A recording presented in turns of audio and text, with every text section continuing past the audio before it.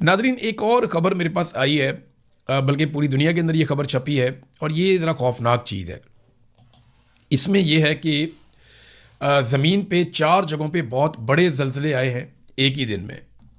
यानी नॉर्मली ऐसा नहीं होता, 1 या 2 ज़लज़ले आपके रिपोर्ट होते हैं जो बड़े ज़लज़ले, कभी ऐसा हो जाए, लेकिन यहाँ पे 4 ज़लज़ले एक ही दिन में आए हैं ज़मीन पर और ये चारों बड़े ज़लज़ले थे। बहुत बड़ा नुकसान भी हुआ है। और ये ज़लज़ले जो है ना, अमेरिका जो कॉन्टिनेंट है वहाँ पे और जापान तक, ये वो रीजन है जहाँ पे ये ज़लज़ले आए हैं।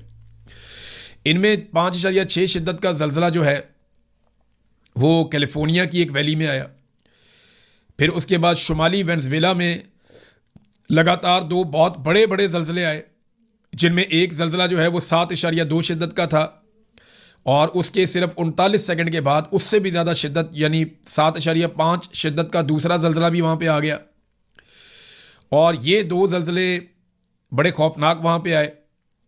और इसके बाद जापान का एक शहर है, उसके नज़दीक एक और ज़लज़ला आया 6.9 शिद्दत का समंदर के अंदर।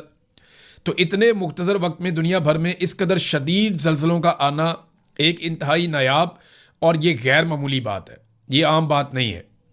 वेनेज़ुएला में जो 2 शदीद तरीन ज़लज़ले आए हैं, उनके बाद डोनाल्ड ट्रंप ने कहा कि अमेरिका अपनी इमदाद के लिए अपनी टीमें रवाना करेगा और हमारे लोग तैयार हैं और हमारी टीमें भी तैयार हैं।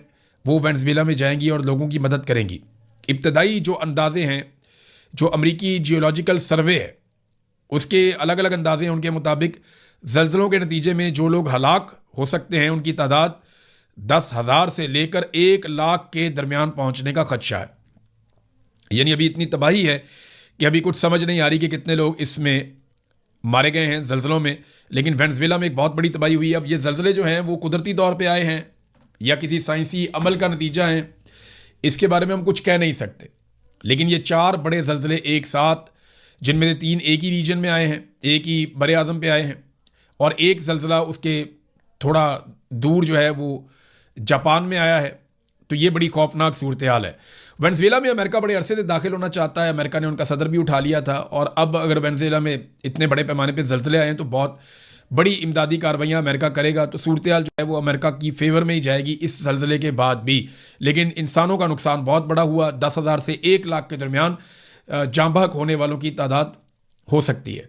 नाज़रीन, आबनाए हुर्मुज़ में एक दफ़ा फिर फटा पड़ गया और जो फटा है उसकी वजह क्या है?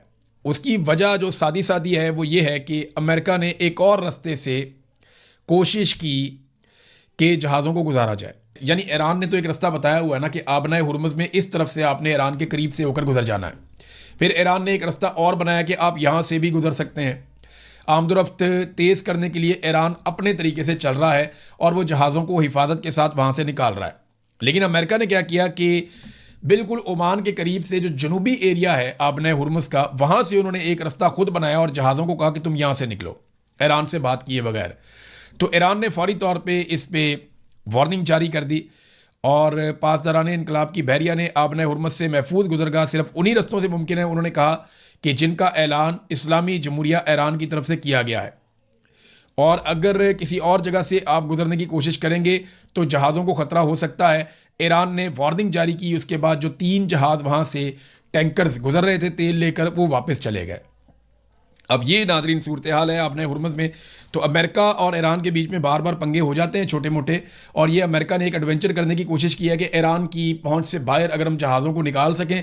लेकिन ईरान ने फौरी तौर पर मुदाखलत की, जहाज़ों को पीछे हटाया और उन्होंने ये कहा कि फिर इस तरह आबनाए हुर्मुज़ बंद हो जाएगी और जहाज़ों को ख़तरा होगा। ख़तरा किससे होगा? ईरान से ही होगा, या बारूदी सुरंगों से हो सकता है, या कोई और शरारत कर सकता है। लिहाजा ईरान ने जिम्मेदारी ली है कि जहाज़ सारे हम गुजारेंगे और हिफाजत के साथ गुजारेंगे और फ्यूचर में वो इससे पैसा भी बनाएंगे।